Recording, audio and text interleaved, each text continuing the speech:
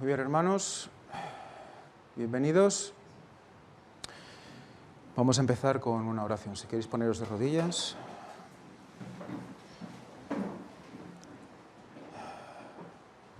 Padre nuestro que estás en los cielos, sea santificado tu santo y precioso nombre, Señor.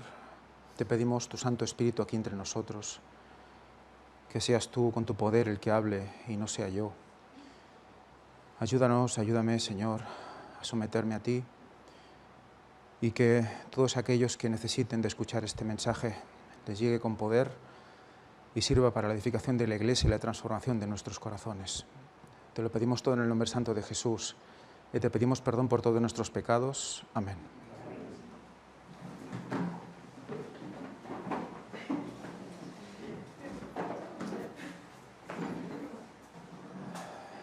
Muy bien, hermanos, bienvenidos de nuevo a este nuevo culto de Babilonia a Jerusalén, en su parte 8.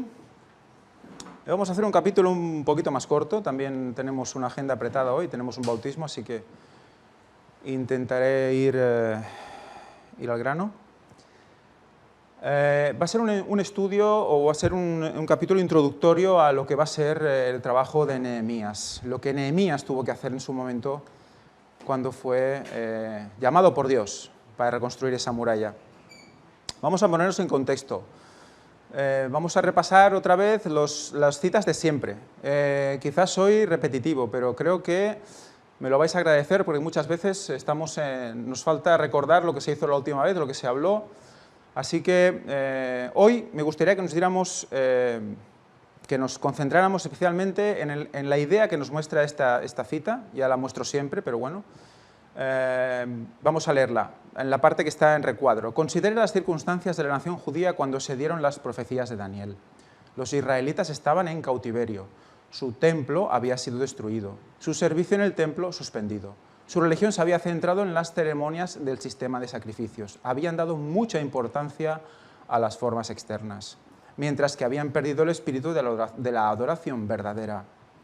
Sus servicios se corrompieron con las tradiciones y prácticas del paganismo y en la realización de los ritos de sacrificio no miraron más allá de la sombra hacia la sustancia. No discernieron a Cristo. ¿Vale?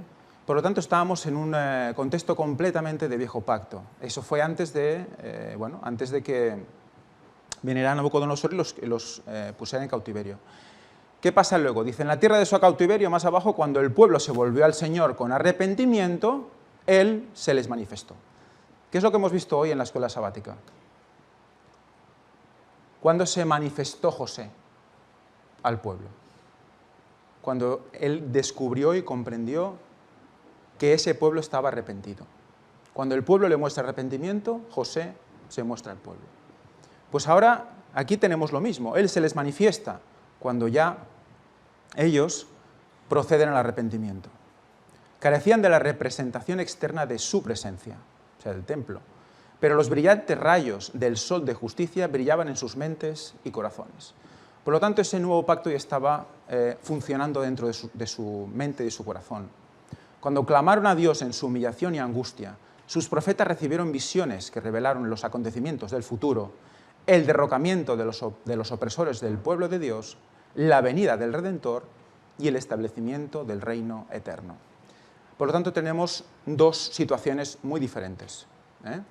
Antes de que viniera Nabucodonosor, rey de Babilonia, y conquistara y atacara a Jerusalén, y durante el cautiverio, cuando ellos regresan a reconstruirla, gracias al beneplácito del rey de Persia, ¿no? De Artajerjes. Aquí el resto de citas. Aquí es cuando relaciona al Israel espiritual, que somos nosotros, pues con lo que dice que han sido devueltos los privilegios que fueron concedidos al pueblo de Dios cuando se le libertó de Babilonia. O sea, esos privilegios de reconstruir Jerusalén son los privilegios que nosotros debemos asumir. Y fijaros como más abajo nos cita los diferentes ángeles de Apocalipsis, lo he puesto en verde, el primero, el segundo, el cuarto, y finalmente acaba con Apocalipsis 18, 4, ¿no? Huid de en medio de Babilonia. Por lo tanto, todo está en el contexto completamente actual. ¿Y qué más nos cita Elena White? Pues bueno, nos habla del trabajo de Juan el Bautista, ¿no? Hoy, en el espíritu y poder de Elías y de Juan el Bautista, los mensajeros enviados por Dios recuerdan a un mundo destinado al juicio los acontecimientos solemnes que pronto han de suceder en relación con las horas finales del tiempo de gracia y la aparición de Cristo Jesús como Rey de Reyes y Señor de Señores. Eso está en el contexto de Zorobabel, Esdras y Nehemías. La obra de restauración y reforma que hicieron los desterrados al regresar bajo la dirección de Zorobabel, Esdras y Nehemías nos presenta un cuadro de la restauración espiritual que debe realizarse en los días finales de la historia de esta tierra. Por lo tanto, todo lo que se ha ido presentando hasta ahora al respecto de Zorobabel y Esdras, y ahora lo que vendrá al respecto de Nehemías, tiene que tomarse a nivel como de restauración espiritual. Ellos que restauraron un templo, una ciudad, una muralla.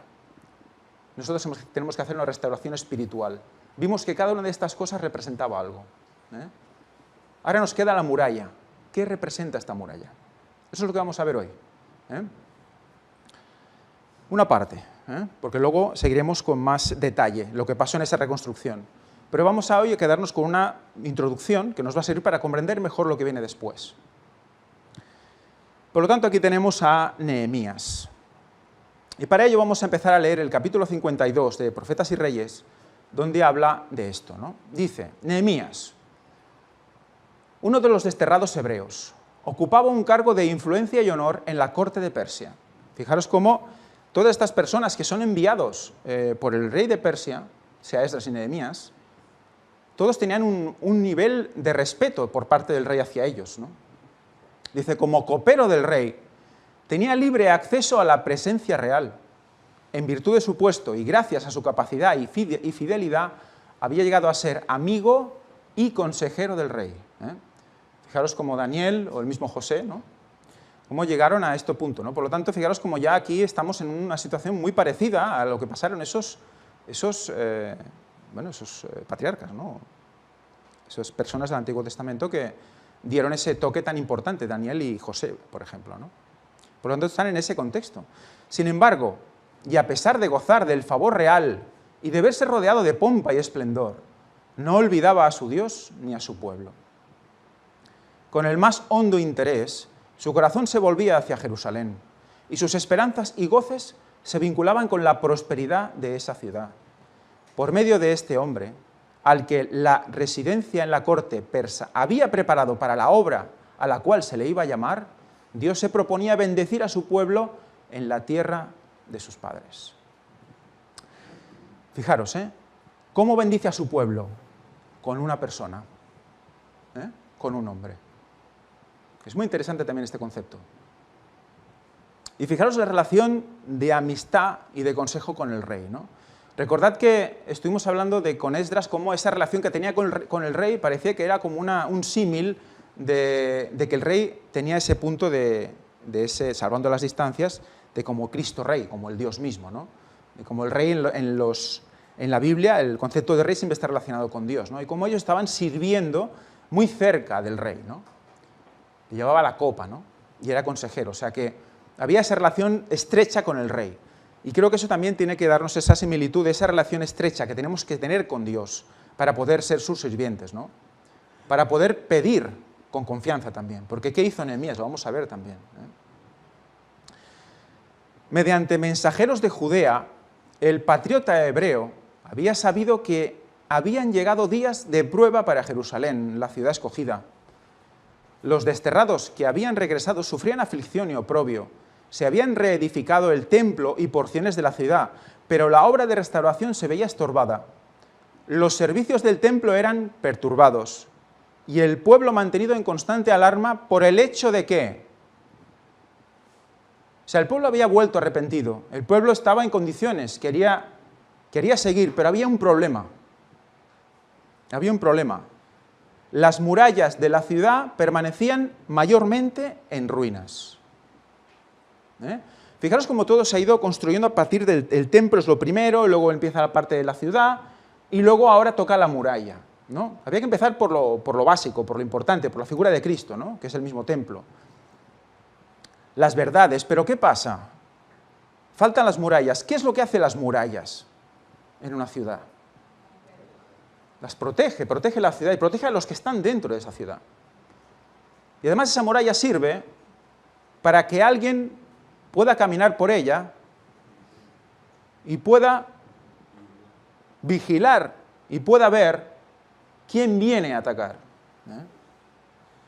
Es un vigía, un guaita en catalán. Por lo tanto, abrumado de pesar, Nehemías no podía comer ni beber, confiesa. Lloré e hice duelo por algunos días, y ayuné y oré delante del Dios de los cielos. Fijaros cómo otra vez tenemos algo en común con Esdras. Y es que, ¿qué? Son personas que sufrían en sus carnes por el pueblo. Y lloraban por el pueblo. Yo es algo que aún, yo cuando lo leo realmente oro a Dios porque quiero vivir eso de verdad, porque es algo que tiene que hacerte vivir la experiencia con Dios de una manera apasionante. Y sí, sufres por los hermanos, sí sufres por tu familia, pero por todo el pueblo es impresionante. Luego al final veremos un vídeo muy interesante al respecto. Rogó a Dios que sostuviese la causa de Israel, que devolviese a su pueblo valor y fuerza y le ayudase a edificar los lugares asolados de Judá. Muy bien, por lo tanto, él lo que le preocupaba era la muralla, mayormente en ruinas. Muy bien, vamos a ver algo. Vamos a ver algo respecto de las murallas. ¿Cuándo fue destruida la muralla de Jerusalén? Fue destruida cuando Nabucodonosor atacó la muralla, destrozó, hizo huecos en la muralla y pudo entrar y conquistó, ¿no? Entonces la muralla desde entonces había quedado así, expuesta toda la ciudad a lo que quisieran los enemigos, ¿no? Vamos a coger las Biblias. Vamos a leer Ezequiel 13, del 1 al 16. Y como hemos visto que lo que pasó a Zorobabel, Esdras y Nehemías era algo representativo, un tipo de lo espiritual que tenemos que vivir nosotros, vamos a ver cuál es el significado espiritual que da la Biblia a la muralla. Y luego veremos Elena White también qué matiz le da.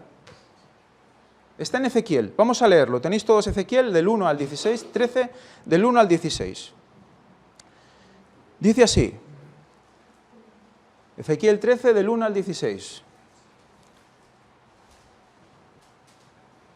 Vino a mí palabra de Jehová diciendo, hijo de hombre, profetiza contra los profetas de Israel que profetizan y di a los que profetizan de su propio corazón, oíd palabra de Jehová. ¿A quién va dirigido esto? Va dirigido a esos profetas que profetizan de su propio corazón. Falsos profetas. Así dice el Señor Jehová, ay de los profetas insensatos que andan en pos de su propio espíritu y de cosas que no han visto. Y dice exclamando, ¿no? Como zorras entre las ruinas son sus profetas, oh Israel. No habéis subido a las brechas, ni habéis edificado un muro alrededor de la casa de Israel para que resista firme en la batalla del día de Jehová. Impresionante. ¿Para cuándo? Para la batalla del día de Jehová. Estaba hablando algo ahí, estaba diciendo que el pueblo tenía que protegerse de algo en la batalla del día de Jehová. Tiene que estar preparado para la batalla del día de Jehová. ¿Cuándo es la batalla del día de Jehová? Muchos pueden pensar que esto viene, ¿no? Mata a todos los impíos, se queda con los suyos. Pero ahí la batalla empieza o acaba. Bueno, casi acaba, ¿no? Porque luego acaba ¿Eh? ¿Dónde empieza la batalla? Aquí estamos hablando a nivel espiritual, bueno, sobre todo a nivel espiritual, ¿no? ¿Dónde empieza la batalla? La batalla empieza en el día de Jehová. Claro, cuando empezamos a ver que hay cosas que están sucediendo ya, que empezó en 2001, ¿no? Algo que está sucediendo ya, que nos afecta directamente, ¿qué es lo que nos ataca? ¿Qué es lo que nos viene a buscar, para entendernos, ¿no?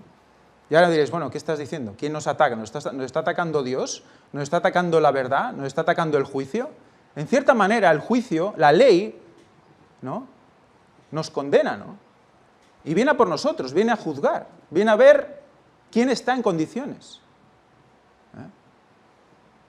Y nosotros tenemos que tener una muralla, y esta muralla, vamos a ver de qué va a hablar esta muralla aquí. Porque está hablando de que los falsos profetas no la están levantando. No la están levantando, por lo tanto no están preparando al pueblo para ese día, para el día de encontrarse cara a cara con Dios, que puede ser el juicio de los vivos o puede ser tu propia muerte, el fin de tu propia gracia. Muy interesante, ¿eh? Muy bien. Vinieron vanidad y adivinación mentirosa, dicen. Ha dicho Jehová, y Jehová no los envió. Con todo esperan que Él confirme la palabra de ellos. O sea, dicen algo, no viene de Dios, pero quieren que Jehová lo confirme. Y además aseveran que Jehová lo confirma. ¿Eso qué es? Cubrir algo con verdad y no es verdad. ¿No habéis visto visión vana y no habéis dicho adivinación mentirosa? Pues que decís, dice Jehová, no habiendo yo hablado. Por tanto, así dice el Señor Jehová, por cuanto vosotros habéis hablado vanidad y habéis visto mentiras, por tanto, he aquí yo estoy contra vosotros, dice el Señor Jehová. Por lo tanto, hay un profeta de Dios y hay muchos falsos profetas. Y vamos a ver con qué los compara. Y estará en mi mano contra los profetas que ven vanidad y adivinan mentiras, no estarán en la congregación de mi pueblo. No estarán en la congregación de mi pueblo. Ni serán inscritos en el libro de la casa de Israel. Es el libro de la vida, ¿eh? En el libro de la casa de Israel. Ni volverán a la tierra de Israel, y sabréis que yo soy el Señor Jehová. Y ahora viene el versículo clave, el 10. Por tanto, por haber extraviado a mi pueblo, diciendo, paz, no habiendo paz, ese era el problema. Paz, no habiendo paz. No, esto es solo guerras, rumores de guerras, tiene que pasar. No, la persecución a nosotros no nos va a afectar, no os preocupéis. Esos mensajes se están dando. El día de la hora nadie sabe. Bueno, el día de la hora nadie sabe, no os preocupéis, ya vivid cada día y ya Cristo vendrá cuando sea. ¿Todo eso qué es? Es profetizar en falso. Es profetizar en falso. ¿Y qué dice? No estarán inscritos en el libro del pueblo de Israel. Es algo grave. Por lo tanto, es muy importante afianzarnos en lo que es verdad, si es verdad, hasta el final. ¿Qué dice? Y porque cuando uno edifica una pared a la ligera, dice mi versión, en otros dice simplemente una pared, pero esta pared, si buscáis el significado, es como una pared interior, es una especie de tabique, es una pared que no aguanta mucho peso, una pared ligera. Los otros la recubren con lodo suelto. O sea, ¿qué tenemos? ¿Tenemos una muralla? No, ¿verdad? Tenemos una pared, una parecita muy ligera, cubierta con barro así por encima, que queda muy bonito así de entrada, que brilla y todo, y ya está. Algunas versiones hablan incluso de cal, o dejarla bien blanca, ¿no? También, dejarla bonita y blanca, ¿no? Apariencia de piedad, dice aquí Javi, ¿no? Aparenta verdad, aparenta blancura, aparenta algo bonito, pero eso no aguanta nada. Y vamos a ver a lo que no aguanta. Vamos a ver lo que no aguanta. Porque una muralla no es que tenga que aguantar peso, tiene que aguantar embestida. Una muralla tiene que aguantar golpes laterales para entendernos, ¿no? Y como mucho que sea muy alta para que les cueste subirla, ¿no? ¿Qué dice el 11? Di a los recubridores con lodo suelto. Fíjate cómo habla de los que construye y luego habla de los que recubren. Y se concentra en los que recubren. Se concentra sobre todo en los que recubren, porque son los que se esmeran en que parezca verdad, en que parezca que es profecía de Dios.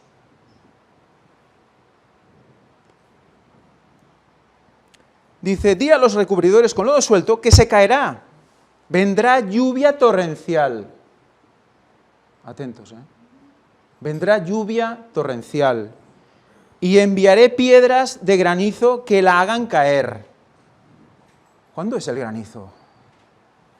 El granizo es la última plaga, Ya cuando la venida de Cristo ya es inminente. Piedras de granizo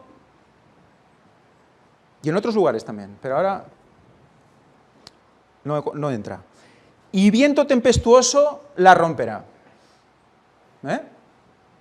Fijaros que había un viento especial, también que vimos, un viento recio oriental, que siempre venía de Oriente y que lo destruía todo, ¿no? Lo eliminaba todo.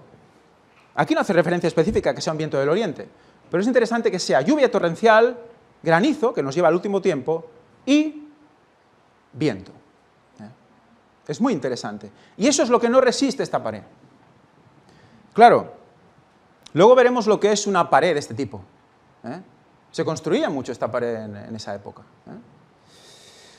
Y he aquí que cuando la pared se haya caído, no os dirán dónde está la embarradura con que la recubristeis. ¿Dónde está eso que decíais que iba a pasar? Año 27, 2027, Cristo viene. Cuando se caiga esa pared, cuando se caiga ese tabique emblanquecido, ¿qué pasará? Al tanto, es impresionante porque está hablando, no serán inscritos en el libro. Esas personas luego, Dios quiere que puedan reaccionar, pero aquí ¿qué está diciendo? No serán inscritos en el libro. Luego el orgullo les podrá, luego ¿cómo lo harán para reaccionar? ¿Reconocerán su error? Es impresionante esto, es algo creo que hay que meditarlo. Y he aquí, el 12, bueno, esto ya lo he leído. 13. Por tanto, así dice el Señor Jehová, haré que la rompa viento tempestuoso de mi furor. Aquí viento, ¿sabéis qué palabra es viento? ¿Qué palabra hebrea es viento? Ruaj. Exacto, el espíritu. Ruaj. La misma palabra que se usa para espíritu, o Espíritu Santo, ¿no? Ruaj. El viento que viene de mi furor. ¿Quién va a destruir esa pared? Mi espíritu. Que viene como lluvia torrencial y viento tempestuoso. ¿Cómo se le reconoce el Espíritu Santo en la Biblia? ¿Cuántas veces se le relaciona con lluvia? Las que queráis. ¿Y con viento? Somos como en viento, dicen, ¿no? Los que son del Espíritu son como el viento, que no saben dónde viene ni a dónde va, pero oyen su voz, ¿no? Y son guiados por él. Por lo tanto, fijaros cómo son paralelismos al propio Espíritu Santo. Por lo tanto, el Espíritu Santo de Dios destruirá esa pared. ¿Qué lluvia tenemos? Ya que estamos sintiendo esas gotas ya. Gotas y ya un poco más, digamos, ¿no? ¿Cuál es la lluvia que estamos sintiendo ya? La lluvia tardía. Pues la lluvia tardía va a hacer que estos paredes, tabiques emblanquecidos, vayan cayendo uno detrás de otro. Uno detrás de otro.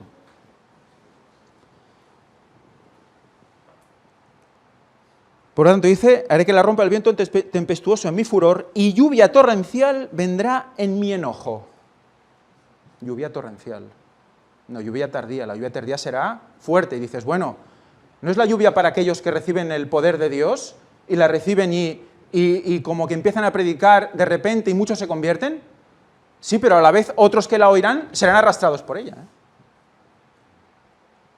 Unos aceptarán, otros serán llevados.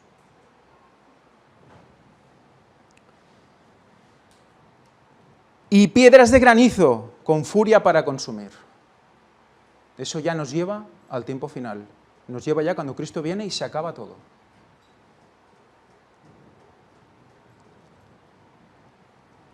Volvemos otra vez a la muralla. No os olvidéis de la muralla. Está destruida, se tiene que reconstruir. Estamos en ese contexto. Aquí Ezequiel cuando habla, está hablando de lo que iba a pasar cuando viniera Nabucodonosor. Y que ellos estaban levantando muros, levantando, digamos, tabiques falsos. ¿Qué predicaban ellos? Templo de Dios es este. Aquí no va a pasar nada, ¿no? ¿Y qué decía el profeta? Iros a Babilonia, seréis salvos. Pero no, ¿no? Así desbarataré la pared que vosotros recubristeis con lodo suelto, y la echaré por tierra, y será descubierto su cimiento, y caerá, y seréis consumidos en medio de ella, y sabréis que yo soy Jehová.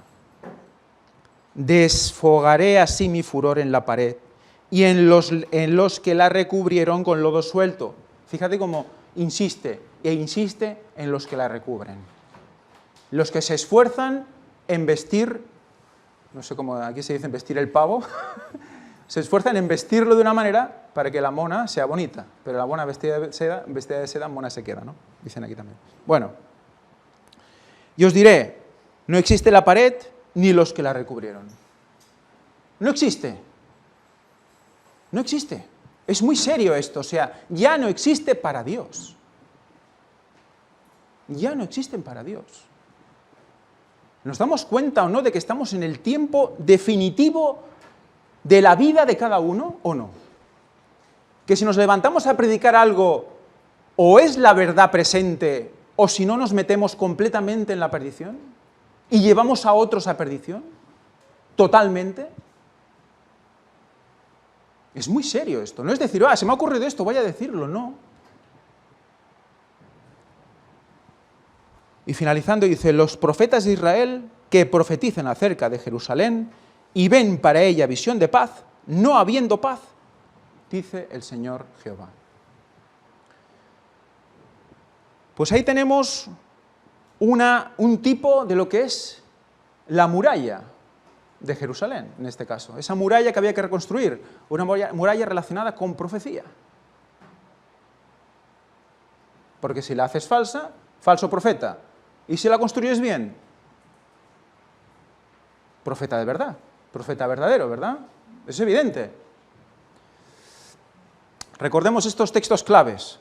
Ezequiel 13, 3 y 5. Así dice el Señor Jehová, ay de los profetas insensatos que andan en pos de su propio espíritu y de cosas que no han visto. No habéis subido a las brechas. ¿Qué son las brechas? Las brechas son las grietas, ¿no?, que hay en la muralla, ¿no? No habéis subido a las brechas. ¿A qué? ¿A qué subes a una brecha? A mirar otra vez, qué bonito, ¿no? ¿A qué subes a una brecha? A taparla, ¿no? A repararla. No habéis subido a las brechas, ni habéis edificado un muro alrededor de la casa de Israel para que resista firme en la batalla del día de Jehová. Por lo tanto, cuando Israel recibía un ataque del exterior, ¿qué recibía?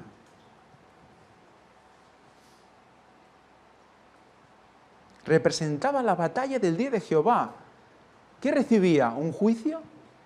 ¿Recibía un ataque de la verdad?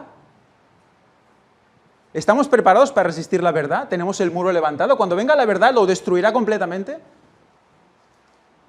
¿La profecía destruirá ese muro? Si es un muro real, si está cimentado, la reconocerá. No pasará nada. ¿Veis por dónde voy? Seguimos. Ellos tenían una muralla impresionante alrededor de Jerusalén en los tiempos de Nehemías. Y eso les hacía sentir seguros. Por eso lo que ha dicho antes Josep, ¿no? No fiéis en palabras de mentira diciendo, templo de Jehová, templo de Jehová, templo de Jehová es este. No dicen muralla de Jehová, pero es el mismo concepto, es el mismo contexto. Ellos confiaban en que Jerusalén era infranqueable. Porque el Señor estaba con ellos porque tenían una gran muralla impresionante y un templo que representaba, bueno, a Dios mismo y estaba ahí, pero tampoco lo acababan de relacionar con Jesucristo ni con el Salvador del mundo.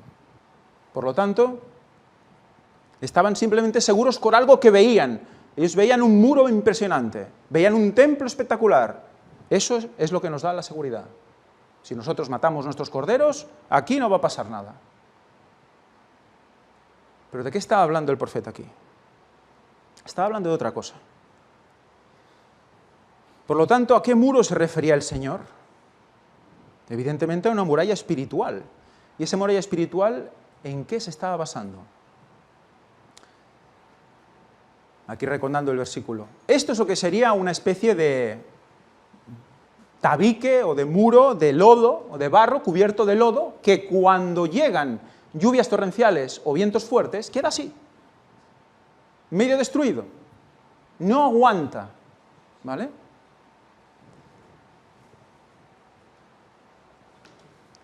Jeremías 29 del 7 al 10 dice: y procurad la paz de la ciudad a la cual os hice deportar. Imagínate, ¿está diciendo que procure la paz de Babilonia? Vaya, ¿no? Fijaros cómo son conceptos aparentemente contradictorios, pero que ya estuvimos analizando en su momento. Como esa Babilonia estaba ese Nabucodonosor, ¿a quién estaba representando? ¿Recordáis? Tenemos que pasar a Cristo y está representando también a ese tercer Elías que viene a sacarnos de Jerusalén, que en ese momento era Babilonia también. ¿A sacarnos para qué? Para poder cambiar. Salid de ella, pueblo mío, ¿no? Algo que se aplica a Babilonia, aplicado a Jerusalén. Impresionante, ¿no? Tenían que salir para salvarse. Y dice buscar la paz en ese lugar. Y rogad por ella a Jehová. Rogad por Babilonia a Jehová. Interesante, ¿no? Porque en su paz tendréis vosotros paz. Es interesante, ¿no? Porque eso, cuando dice, Cristo lo dice, ¿no? Mi paz, vuestra paz. La paz es la unión de todos, ¿no? Pues la paz de Babilonia era la paz de ellos. ¿Hasta qué estaba representando Babilonia entonces? Como decía Josep, a Cristo mismo, al reino de Dios. Porque así dice Jehová de los ejércitos, Dios de Israel, no os engañen vuestros profetas que están ante vosotros, ni vuestros adivinos, ni atendáis a los sueños que soñáis. Porque falsamente os profetizan esos en mi nombre. No los envié, dice Jehová. Porque así dice Jehová, cuando a Babilonia se le cumplan 70 años, yo os visitaré y realizaré sobre vosotros mi favorable promesa de haceros volver a este lugar. Eso era la profecía. Ellos decían, no, paz, paz. Aquí no va a pasar nada. Por lo tanto, cuando fue visitado el pueblo, entonces es cuando volvió. ¿Visitado por qué? Por la verdad, por el Espíritu, por esa ley en los corazones. Así dice Jehová, he aquí que suben aguas del norte y se harán torrente, dice Jeremías 47:2, inundarán la tierra y lo que la llena, la ciudad y los moradores de ella, y los hombres clamarán y sollozará todo morador de la tierra. ¿De qué está hablando aquí? ¿Cuál es la profecía de Jeremías aquí? ¿De qué está hablando? ¿Quién es el que iba a venir del norte? Babilonia. ¿Y con qué la relaciona? Serán torrente, inundarán la tierra. ¿Vale? Muy bien. Hemos visto que las paredes de barro, cubiertas con fango, no resisten los torrentes, no resisten el agua torrencial. ¿Y qué vino como torrente? Babilonia y el rey. Y cuando ese torrente chocó contra la muralla de Jerusalén, ¿qué pasó? ¿Resistió?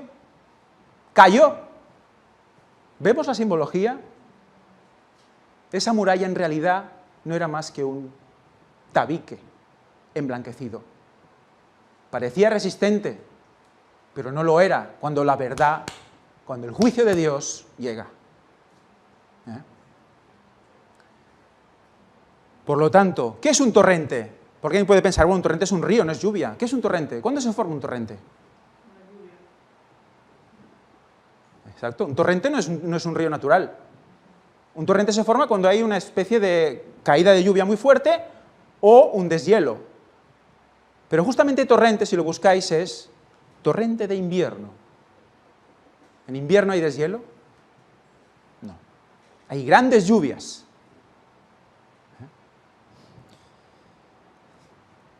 Y esa lluvia, ¿qué hace? Se lo lleva todo. Pasa por ese cauce entre montañas y lo arrasa todo. Por lo tanto, ahí se estaba cumpliendo la profecía. Se estaba cumpliendo lo que pasaría con los falsos profetas. Esa muralla de Jerusalén está representando la profecía falsa. Muy bonita, muy aparentemente fuerte, pero llega el torrente, llega Nabucodonosor, llega Babilonia, enviada por Dios como juicio al pueblo, representando todo lo que representa. Ya puedes empezar a pensar todo lo que está representando ese torrente. Cuando hemos visto antes que no resistirá esa muralla. Aquí lo tenemos, el torrente. Deshielos y lluvias. Mateo 7, 24 al 27. Vamos al Nuevo Testamento, porque Jesús habla también de algo así. ¿Asociado a qué? Todo aquel, pues, que me oye estas palabras y las pone por obra, le compararé, ¿con qué? A un hombre prudente, que edificó su casa sobre la roca, descendió la lluvia y vinieron los torrentes. ¿Más claro? Pensemos siempre en esa lluvia tardía, en esa lluvia fuerte, que llega y es un torrente. ¿Quién la resistirá? Los que tengan la muralla de verdad, la muralla de piedra bien construida, bien gruesa y bien alta. Los que tengan el tabique de barro, esos no lo van a resistir. Y estamos hablando de profecía. Soplaron los vientos. Fijaros que está todo, lluvia, torrentes, vientos. Para esa casa que está, ¿dónde? Y embistieron contra ella la casa, y no cayó porque había sido cimentada, ¿dónde? Sobre la roca. Pues lo mismo pasa con esa muralla. Si está cimentada sobre la roca, si es la profecía que viene de Dios, entonces estamos en Cristo. Pero todo el que me oye estas palabras y no las pone por obra, y le compararé a un hombre insensato que edificó su casa sobre la arena, y descendió la lluvia, y vinieron los torrentes, y soplaron los vientos, y dieron con ímpetu contra aquella casa, y se cayó, y fue grande su ruina. Se cayó, como la muralla. Fijaros la connotación de una cosa y la otra. Por lo tanto, tenemos una muralla que recubre Jerusalén, destruida por ese Nabucodonosor, esa venida de Babilonia como torrente, que al final no era una muralla, sino que era un tabique. Y recordad siempre a nivel espiritual, no era una muralla, era un tabique. Parecía muy resistente, pero lo que realmente ahí se estaba hundiendo era ¿qué? La espiritualidad del pueblo. Porque ¿qué venía? Esa muralla era un tabique de fango. Por lo tanto, tenemos una muralla que tiene que ver ¿con qué? Con la profecía, con profetizar, con los profetas, con los verdaderos. Como protección del pueblo ante sus enemigos y ante las grandes adversidades. Lluvia tardía, sellamiento, juicio de los vivos, etc. Y dice, ¿esto es una adversidad? ¿Pero eso no es una bendición? Es una bendición. ¿Pero es una bendición para quién? Para el pueblo de Dios. Exacto. Es una prueba. Para unos bendición, para otros ¿qué? Es agua que se los lleva. Se los lleva. Porque no estamos afianzados en la roca, en la verdadera profecía, ¿no? Por lo tanto, falsa muralla, falsa profecía, falsa profetizar, falsos profetas, sin protección del pueblo ante los enemigos y ante las grandes adversidades, ¿no? Por lo tanto, al caer la muralla, no solo se destruye el muro de protección físico, sino también la falsa profecía, el muro de protección espiritual. No hay muro, no estaba protegido el pueblo.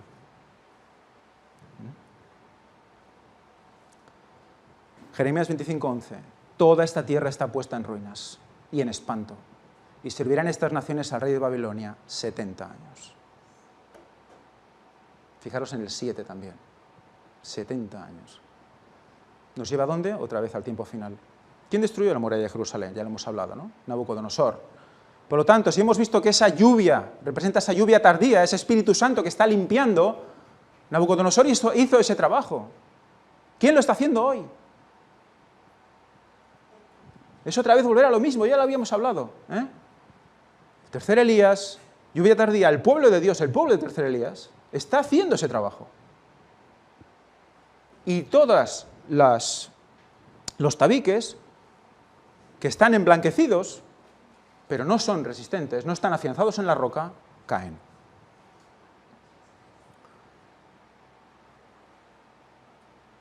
Por lo tanto, recordemos esto, lo que hemos visto antes, ¿no? Esas formas externas que estaba el pueblo teniendo dentro de esas murallas eran solo lodo suelto. Lodo suelto. Falsa profecía.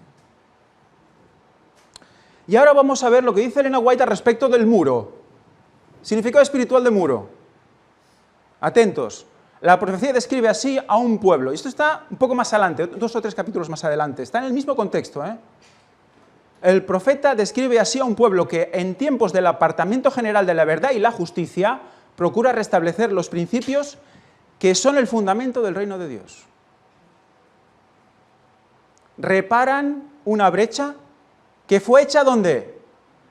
En la ley de Dios.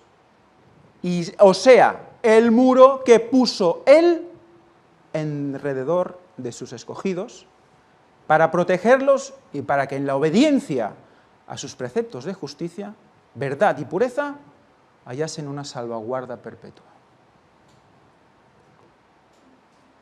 Por lo tanto, ese muro, ¿qué tiene también? ¿Qué representa? La ley de Dios. Como protección. Interesante. ¿Sabéis a qué me recuerda? A Moisés brillando. Y el velo.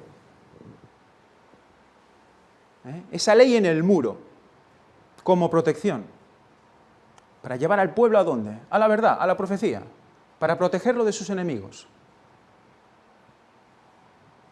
Entonces, tenemos que la ley como un muro, lo he puesto así porque, mira, encontré esta foto, que es muy gráfica, tenemos como un mural, que está la ley puesta, la ley como muro de protección, ¿no? Por lo tanto, al caer la muralla, cae la ley de Dios. Al caer la muralla, cae la ley de Dios. Estamos desprotegidos sin ley. Por lo tanto, al querer reconstruir la muralla de Jerusalén espiritualmente, se lucha para reconstruir la ley y la profecía. Ambas cosas van unidas. Fijaros lo que dice Proverbios 29:18. Sin profecía el pueblo se desenfrena, mas el que guarda la ley es dichoso. ¿Veis algo interesante en este versículo tan corto? ¿No veis algo interesante? Fijaros, dice, sin profecía el pueblo se desenfrena. Y luego parece que dice la contrapartida. Y podría decir, mas el que está con profecía es dichoso. Y ya entiendes que sin y con. ¿Pero qué dice? Mas el que guarda la ley es dichoso. Entonces, ¿qué está haciendo? ¿Veis lo que está haciendo este versículo? Está uniendo la ley a la profecía. Porque también podría decir, sin ley el pueblo se desenfrena, mas el que guarda la ley es dichoso. Pero no, lo dice con dos conceptos diferentes en el mismo ámbito. ¿Lo veis? En un solo versículo está uniendo dos cosas que van unidas para siempre. La ley y la profecía. La ley y la profecía. Vale, y la ley puedes decir, bueno, es el sábado lo tenemos que guardar hasta el final y hay que restaurar esa verdad. Bueno, eso se hizo en su momento y aún tenemos que mantener esa fuerza, ¿no? Eso cuanto más fuerte fue, ¿cuándo fue? En épocas del tercer ángel, ¿no? Pero ahora, cuando vemos que esta profecía está dirigida ¿a quién? A los del cuarto ángel, a los del tiempo final, ¿qué representa restaurar la ley? ¿No sabemos el tema del sábado? Sí que lo sabemos, ¿verdad? ¿Pero qué entró? Entró el 2031, ¿que implicaba qué? El sábado milenial. Ahí se supo más del sábado, ¿verdad? Aumentó el conocimiento de la ley, hemos reparado una brecha. ¿Pero qué pasó? ¿Qué otra brecha había? Muy fuerte también. Viejo pacto, nuevo pacto. El concepto de la ley, ¿cómo qué? ¿Como promesas o como ordenanzas? Eso también se tenía que reparar. Y se está reparando. Por lo tanto, aquí hay una clara alusión al tiempo final y claramente a la profecía relacionada con la ley. Están unidas, no se pueden separar. Están encadenadas. Y ese muro representaba eso. Muy bien, vamos a ir leyendo ya un poco hasta el final. Vamos a entrar en otro tema, en un tema muy interesante, y es la oración de Nehemías, que es la relación del último vídeo que vamos a ver hoy. Dice, mientras Nehemías oraba, se fortalecieron su fe y su valor. Se le ocurrieron santos argumentos, señaló el deshonor que recaería sobre Dios si su pueblo, que ahora se había vuelto hacia él, fuese dejado en debilidad y opresión, e insistió en que el Señor cumpliese su promesa. Si os volvierais a mí y guardaréis mis mandamientos y los pusierais por obra. Fijaros, primero guardar, luego poner. Aunque vuestra dispersión fuera hasta el extremo de los cielos, de allí os recogeré y os traeré al lugar que escogí para hacer habitar allí mi nombre.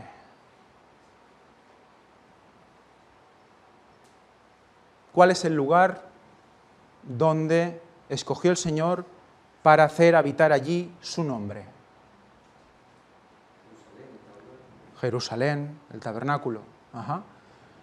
Y luego también, literalmente, tenemos un poco más arriba, en zona de Betel, su nombre literal, la zona de la misma, digamos, cordillera.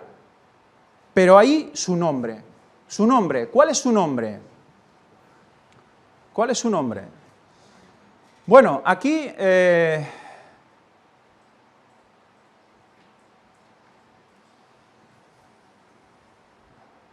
su nombre. ¿Cuál es su nombre?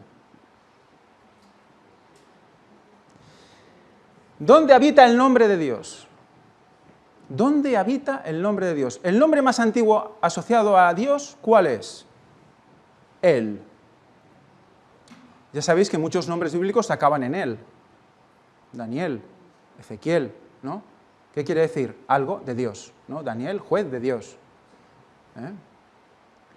Por lo tanto, él es el nombre más antiguo posiblemente y se designa a la divinidad en lengua semítica. Se cree que significa ser fuerte, va acompañado con otras palabras como el Hay o Dios viviente, bueno, demás, ¿no? Por lo tanto, es el nombre más antiguo. 31. ¿Dónde se está guardando ese nombre? ¿Dónde reside ese nombre? ¿Quién está valorando el 31 como el año de que Cristo murió en la cruz y como el año en el cual empiezan a contarse los últimos 2000 años? ¿Dónde está esa verdad? Hay un lugar. Hay un ministerio y hay un lugar. 31, 2031. 27, ¿es el nombre de Dios 27? No. Él no suma 27, suma 31. Es muy interesante esto. Que con simples analogías ya te quedas así, como dicen, vaya, impresionante, ¿no? Muy bien. Es un vídeo, ¿le puedes dar play? No sé cómo va.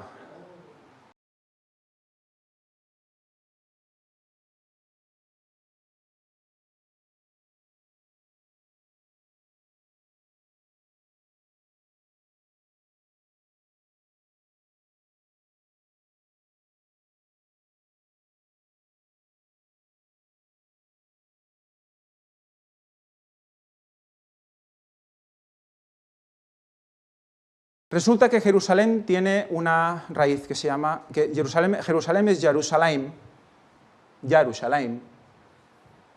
viene de yará es señalar con el dedo, es lanzar, pero tiene una analogía, tiene un cognado, que es yorá, yará, yorá, que significa más o menos lo mismo. Y dices, qué interesante, qué curioso, porque el lugar de donde estamos emitiendo hoy se llama Yorá. Y es donde está el 31. Es donde está predicando el 2031, desde Yorá. ¿Es casualidad? Es que hay muchas casualidades ya. Tenemos bastantes curiosidades con el tercer Elías, que si nace el 11 de septiembre, cuando empiezan los juicios de los vivos, que si resulta que Yahshua es el nombre de Jesús, significa victoria, que si San Vicente, su apellido Vicente, es Israel, que si Tarsis, España. Resulta que Yorá es de donde estamos emitiendo. Es muy interesante, no deja de ser curioso. Dejémoslo en curiosidad, entre comillas. Se me olvidó poner las comillas. Él. Por lo tanto, ¿dónde tienen que ir todos? ¿Quiere decir que todos tenéis que venir aquí? No, no es esa la idea. Pero fijaros la simbología del Jerusalén espiritual. El Jerusalén espiritual. Donde está el nombre, el 31. Donde está el lugar que fue escogido para poner mi nombre. ¿Tiene que ver o no tiene que ver con el final del tiempo? Esta promesa había sido dada a los hijos de Israel por medio de Moisés, antes que entrasen en Canaán, y había subsistido sin cambio a través de los siglos. El pueblo de Dios se había tornado ahora a Él con arrepentimiento y fe, y esa promesa no fallaría. El pueblo estaba arrepentido, el pueblo quería seguir, pero estaba desprotegido.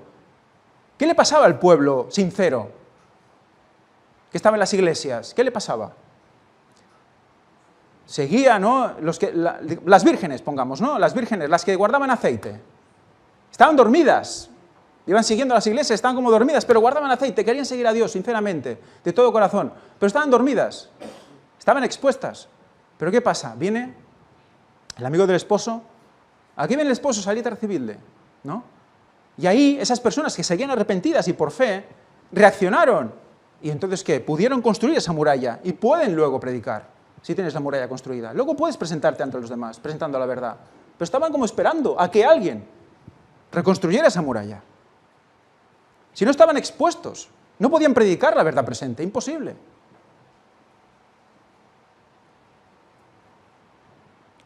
Con frecuencia había derramado Nehemías su alma en favor de su pueblo, pero mientras oraba esta vez, se formó un propósito santo en su mente, resolvió que si lograba el consentimiento del rey y la ayuda necesaria para conseguir herramientas y material, emprendería él mismo la tarea de reedificar las murallas de Jerusalén y de restaurar la fuerza nacional de Israel.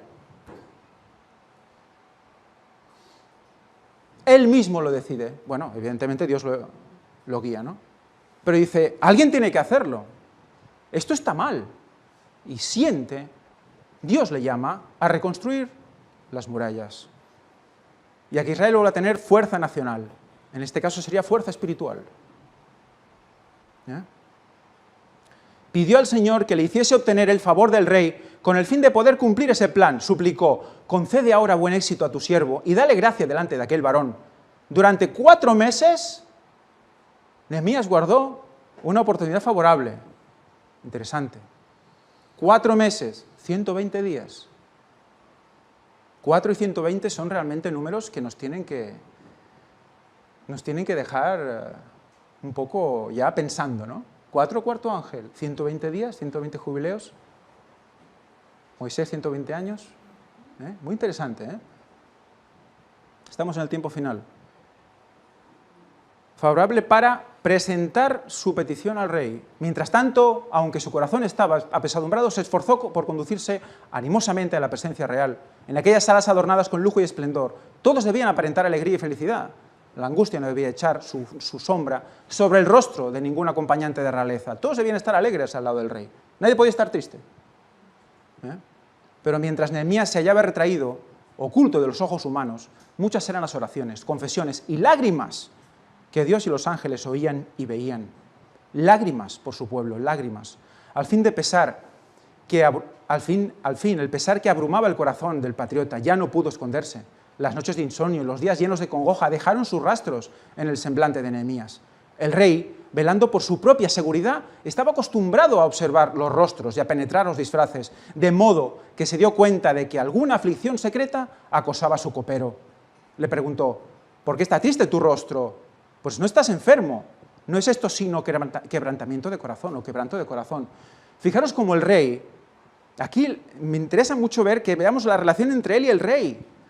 Él respeta y sirve al rey y es amigo del rey y el rey se preocupa por él y sabe leer a través de sus ojos, de su mirada, le conoce. ¿Ves esa relación como que es una relación de nosotros con Dios? La pregunta llenó a Nehemías de aprensión. ¿No se enojaría el rey al saber que mientras el cortesano parecía dedicado a su servicio, estaba pensando en su pueblo lejano y afligido? ¿No perdería la vida el ofensor? Tenía miedo de que el rey le matara por ello. ¿Quedaría en la nada el plan con el cual soñaba para devolver a Jerusalén su fuerza? Entonces escribe, temí en gran manera. con labios temblorosos y ojos arrasados en lágrimas, reveló la causa de su pesar. Para siempre viva el rey, contestó. ¿Cómo no estará triste mi rostro cuando la ciudad, casa de los sepulcros de mis padres, está desierta y sus puertas consumidas por el fuego? De las puertas, si Dios quiere, también hablaremos. Porque había murallas y puertas que pasaban la muralla. La mención de la condición en que estaba Jerusalén despertó la simpatía del monarca sin evocar sus prejuicios. Otra pregunta dio a Nehemías la oportunidad que aguardaba desde hacía mucho. Fijaros qué paciencia, ¿eh? 4 meses esperando a que se diera la situación para él poder hacer la pregunta. ¿Eso no es esperar la voluntad de Dios? ¿Cuántas veces nosotros nos adelantamos a los acontecimientos? Y luego el Señor tiene que reconducir y luego decimos, era necesario. Como hemos dicho esta mañana, ¿verdad? No es que era necesario que pasara, si no, no hubiera pasado. ¿Cómo que no? Aquí tenemos un ejemplo de que sí. ¿Era la voluntad de Dios que se reedificaran las murallas de Jerusalén? Evidentemente. ¿Qué hizo él? Esperó. Y se dio la situación correcta. Y ahí hizo lo que tenía que hacer.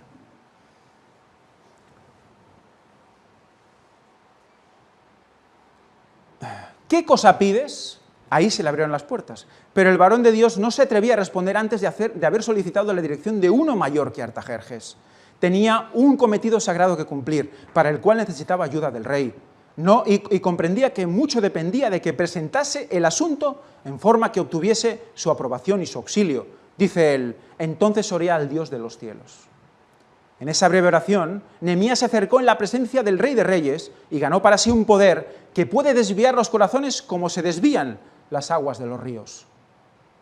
La facultad de orar como oró Nehemías en el momento de su necesidad es un recurso del cual dispone el cristiano en circunstancias en que otras formas de oración pueden resultar imposibles. Los que trabajan en las tareas de la vida, apremiados y casi abrumados de perplejidad, pueden elevar a Dios una petición para ser guiados divinamente. ¿Qué pasa hoy?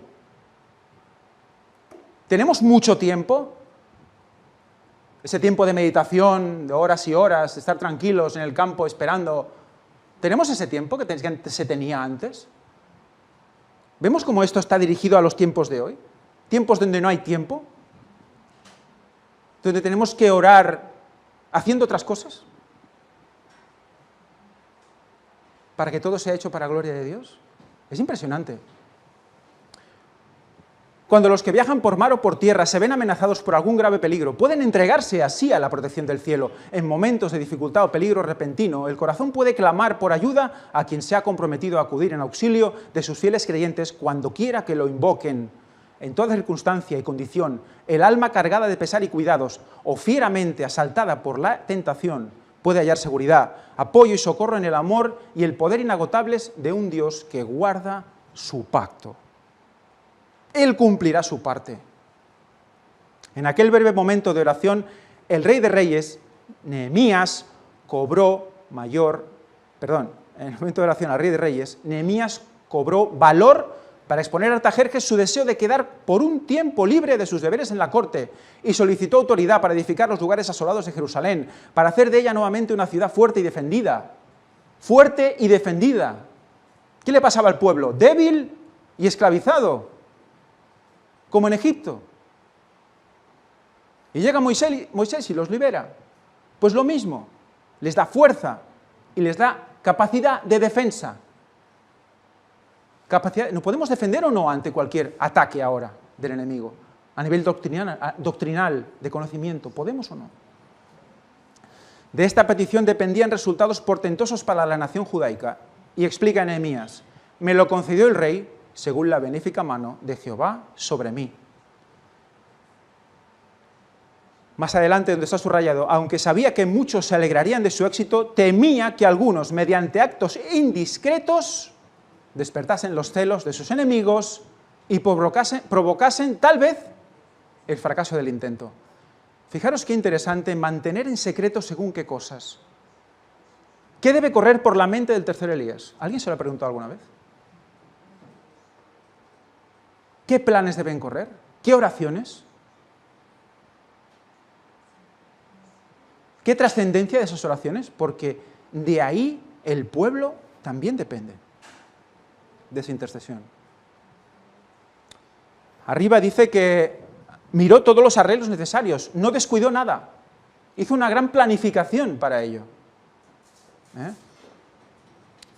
Dice, la petición que dirigió al rey tuvo acogida tan favorable que Nehemías se sintió alentado a pedir aún más ayuda, con el fin de dar dignidad y autoridad a su misión, así como para estar protegido durante el viaje. Solicitó y obtuvo una escolta militar.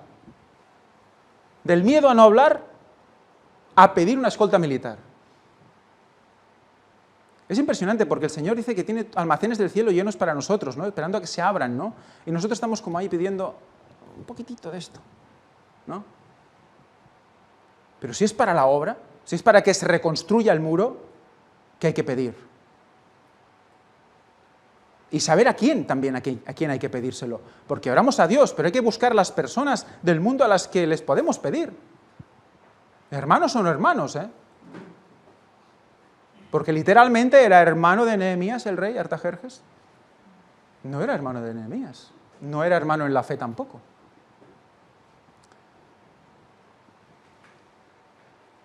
Consiguió cartas reales dirigidas a los gobernadores de las provincias allende del Éufrates, más allá del Éufrates, por cuyo territorio debía cruzar el viaje a Judea. Y también obtuvo una carta en la que se ordenaba al guardabosque real de las montañas del Líbano que le proveyese la madera que necesitaba. Hizo una lista de todo lo que necesitaba y se lo pidió al rey. Todo. Con el fin de que nadie tuviese motivo para quejarse de que se había excedido. Nehemías tuvo cuidado de que la autoridad y los privilegios que se le otorgaban se definiesen claramente. Que quede claro que él me lo ha dejado hacer, cumpliendo la legalidad. Muy interesante esto también. Porque le podían decir cosas luego. No, es que tú te crees, vete a saber quién te crees que eres, ¿no? Cumpliendo la legalidad. Por lo tanto, hay momentos en los cuales tenemos que ser claros y no exponernos, porque nosotros tenemos que hacer un trabajo en el mundo que nos ha tocado vivir. Y hay cosas que podemos hacer y cosas que no podemos hacer. Me recuerda un caso. Nos invitaron a ir a hacer una expedición al monte Sinaí y nos decían que iban a sobornar al guarda. Y eran cristianos. Y digo, ostras, seguro que vamos bien por ahí, porque de esa no salimos. Si entramos en una cárcel turca, no salimos. Eso es ir confiando en Dios, es ir con la legalidad, es hacer un plan bien tramado. Tenemos que tener un equilibrio impresionante en estos tiempos. Podemos ir con mucho fervor. ¿Fervor de qué? Eso no es fervor, es inconsciencia.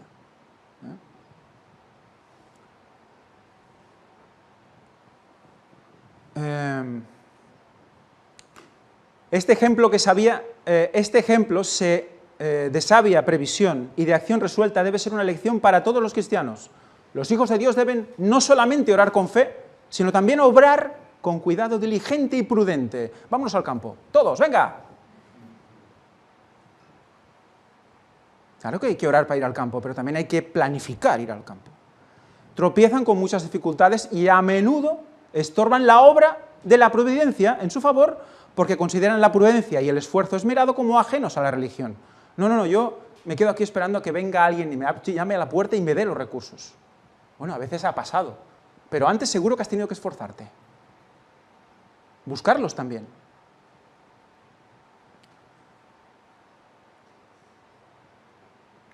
Nehemías no creyó que había cumplido su deber cuando lloró y rogó al Señor. Pues podemos a veces orar, afligirnos, llorar. Ya está, hemos hecho lo que tenemos que hacer, vamos, seguimos a lo nuestro. No, también hay que actuar. Unió a sus peticiones un esfuerzo santo y trabajó con fervor y oración por el éxito de la empresa en la cual se empeñaba. La consideración cuidadosa y los planes bien madurados son tan necesarios hoy para la realizaciones sagradas como en el tiempo en que fueron reedificados los muros de Jerusalén. La planificación que realizó Nehemías para edificar los muros también tiene que darse hoy para reedificar espiritualmente al pueblo. Hay que medir, hay que tomar en cuenta las situaciones. Por eso hay que ser muy prudente. No vale solo con lanzarse y tirarse al vacío, o a la piscina, ¿no? Nehemías no se conformaba con la incertidumbre. Los recursos que le faltaban los solicitaba a los que estaban en condiciones de dárselos. ¿Tú me lo puedes dar? A ti te lo pido. Y el Señor sigue dispuesto a obrar en el corazón de quienes se hallan en posesión de sus bienes para que los entreguen en favor de la causa de la verdad. Y estoy pensando en personas que me vienen a la cabeza ahora, nombres que me vienen a la cabeza, de personas que han hecho esto. Los que trabajan para Él deben valerse de la ayuda que Él induce a los hombres a dar. Esos donativos pueden abrir vías por las cuales la luz de la verdad irá a muchas tierras entenebrecidas. Eso va a pasar también hoy, hermanos. Ya está pasando. Está escrito. Es para nosotros hoy. Lo dice la Biblia, lo dice Elena White. Quizá los donantes no tengan fe en Cristo ni conozcan su palabra, pero sus donativos no deben ser rehusados por esos motivos. Tú no que eres un perdido, eres un pagano. Tu dinero está sucio. Si esa persona tiene una empresa que nos puede dar esa herramienta, ¿no se la vamos a pedir? Es muy interesante. Dentro vídeo.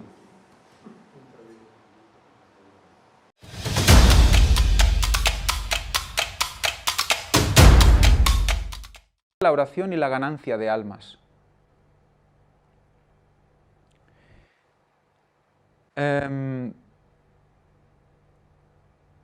Dice así: la oración es una parte fundamental del éxito en la ganancia de almas. Si los miembros de las iglesias pusieran a trabajar los poderes de la mente en esfuerzos bien dirigidos, en planes maduros, podrían hacer mucho más por Cristo de que lo que están haciendo ahora. Fijaros, los poderes de la mente en esfuerzos dirigidos. Eso quiere decir que todos a una, todos en una posición, con planes maduros, planes elaborados. Si avanzaran con oraciones sinceras, con mansedumbre y humildad de corazón, buscando impartir personalmente el conocimiento de la salvación, el mensaje alcanzaría a los habitantes de la tierra. Fijaros, ¿qué dice aquí? Buscando impartir personalmente el conocimiento de la salvación. Por lo tanto, no esperemos que otros lo hagan por nosotros, hasta que nosotros no lo hagamos personalmente. No vamos a formar parte, no vamos a estar actuando ¿para qué? Para la salvación, para el conocimiento, para llegar a los habitantes de la tierra. Tenemos que ir a Dios con fe y derramar nuestras súplicas ante Él, creyendo que obrará en nuestro favor y en el de otros a quien tratamos de salvar. Hemos de dedicar más tiempo a la oración ferviente. Elegid diariamente otra y aún otra alma, buscando dirección de Dios, colocando todo delante de Él en oración ferviente y obrando en sabiduría divina. Fijaros, elegid diariamente otra y aún otra alma. Nos está instando a que un día concreto elijamos a alguien por el cual nosotros estamos orando, por quien estamos trabajando, para que se convierta. Y utilicemos ese día y nos concentremos en esa persona. Mientras hagáis esto, veréis que Dios otorgará el Espíritu Santo para convencer y el poder de la verdad para convertir el alma. Recuerde que el éxito de la reprensión depende en gran medida del espíritu con que se la da. No descuide la oración ferviente para que pueda poseer una mente humilde y los ángeles de Dios puedan ir delante de usted para obrar en los corazones que usted está tratando de alcanzar, con el fin de suavizarlos mediante impresiones celestiales, de modo que sus esfuerzos puedan dar resultados. Fijaros lo que va a pasar cuando oremos. Fijaros, oraremos por esa persona, tendremos una mente humilde y además que los ángeles de Dios podrán ir delante de usted para obrar en los corazones. de esa persona. Fijaros qué importante es que nosotros oremos. Requiere Dios que lo hagamos. Si no oramos por esa persona, todo queda como parado. La cadena de paso de una persona a otra queda parada. Por mucho que nosotros hablemos a alguien, por mucho que nosotros prediquemos en grupo o individualmente, si no hay una oración previa, si no hay una preparación para que los ángeles nos pueden echar una mano, nos preparen a esa persona para escuchar lo que nosotros vamos a decir, va a ser muy difícil que esa persona reciba. Fijaros cómo también nos insta a cómo reprender. Si nosotros vamos directamente a por una persona y empezamos a decir, esto es así, esto es... ni hemos orado por ella simplemente porque hacemos daño así, pues así no vamos a conseguir absolutamente nada. Nada de nada. Por lo tanto, oremos, poseamos una mente humilde y los ángeles de Dios pueden ir delante de nosotros para preparar corazones. Porque si no nos ponemos así, ellos no podrán ponerse delante. No van a ablandar un corazón si nosotros nos vamos a presentar delante de esa persona de manera totalmente prepotente. Entonces los ángeles no van a preparar a esta persona, porque igualmente no interesa que alguien así pueda hacer algo, porque es un mal ejemplo. Debemos dar buen ejemplo. Para eso es importante la oración previa. Si varios creyentes se reunieran en común acuerdo, fijaros, si varios creyentes se reunieran en común acuerdo, con corazones apesadumbrados por las almas que perecen, y ofrecieran oraciones fervientes y sinceras, entonces verían los efectos. Hermanos, ¿estamos haciendo esto? ¿Estamos reuniéndonos con corazones apesadumbrados por las almas que perecen? ¿O estamos sobreviviendo en un mundo que nos persigue y no sabemos qué hacer? ¿No encontramos ni un momento para orar por los que perecen? Orar por las almas nos acerca a Dios. Al procurar ganar a otros para Cristo, llevando la preocupación por las almas en nuestras oraciones, nuestros propios corazones palpitarán bajo la vivificante influencia de la gracia de Dios. Nuestros propios afectos resplandecerán con más divino fervor. Nuestra vida cristiana toda será más real, más ferviente, más llena de oración. Por lo tanto, fijaros, procurar buscar a otros va a hacer que también tengamos más ganas de orar. Son dos cosas que van vinculadas. Cuando muera el yo, se despertará un deseo intenso por la salvación de otros. Un deseo que llevará a esfuerzos perseverantes para el bien. Se sembrará junto a todas las aguas, y súplicas fervientes, oraciones importunas, entrarán al cielo a favor de las almas que perecen. Fijaros, oraciones importunas. Normalmente un importunio es algo que parece ser que molesta, ¿no? Algo importuna quiere decir que llega en un momento inesperado, ¿no? Quizás nos imaginamos que cuando hacemos una oración, eso entra en una cola antes de llegar a Dios. Como que hay muchas, pues no. La oración irrumpe y es atendida ipso facto. ¿Cómo es posible? Solo Dios sabe. Pero va directa a través del velo, delante del trono. Por lo tanto, alabado sea Dios. Es necesario que nos reunamos para orar por la conversión de las almas. Si en algún lugar hay solamente 2 o 3 que conocen la verdad, organícense en un grupo de obreros, mantengan íntegro su vínculo de unión, cerrando sus filas por el amor y la unidad, estimulándose unos a otros para progresar y adquiriendo cada uno valor, fortaleza y ayuda de los demás. Mientras trabajen y oren en el nombre de Cristo, aumentará su número. Muchas veces hemos recibido algún testimonio de gente que está en lugares donde se sienten solos, que han conocido el mensaje y no saben qué hacer, y no saben con quién hablar y con quién reunirse. Sean pocos, sean 2, sean 3, reuníos, apoyados, unos a otros, y orando en el nombre de Cristo, aumentará el número. Esa es la manera. Tenga la Iglesia de los Ángeles diariamente reuniones especiales en ocasión a favor de la obra que se está realizando.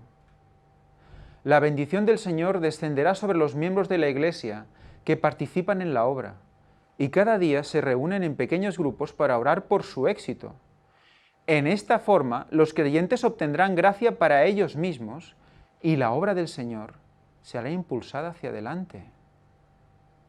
Hermanos, fijaros lo que está diciendo aquí. ¿Tenemos una obra que hacer?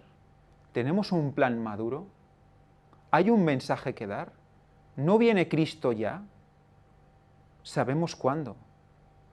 Por lo tanto, deberíamos reunirnos diariamente para que la obra fuera bendecida y fuera cada vez a más lugares.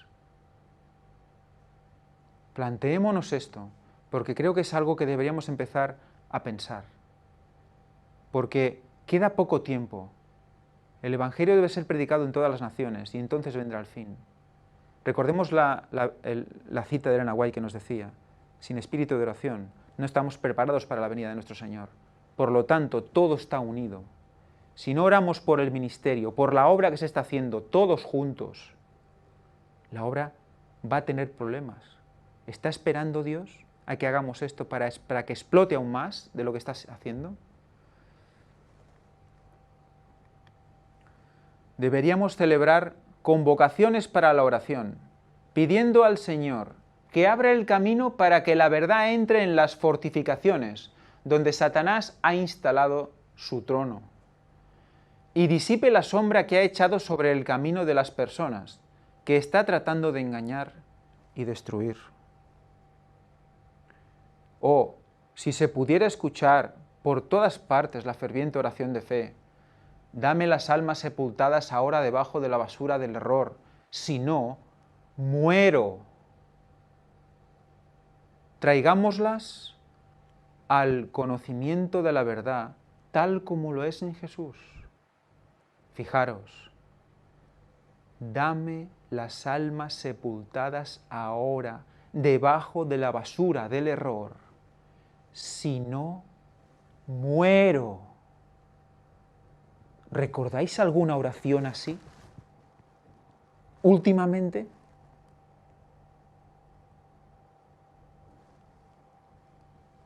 Dame las almas sepultadas ahora debajo de la basura del error, si no, muero. ¿Es nuestro sentir ese? Estamos realmente tristes porque nuestros vecinos, nuestros padres, nuestros hermanos, maridos, mujeres, hijos, no están en la verdad o están sepultados en el error. ¿Morimos? ¿Nos sentimos morir por ello? Oremos al Señor para que sea así alguna vez. Por eso quiere decir que amamos. Traigámoslas al conocimiento de la verdad tal como lo es en Jesús.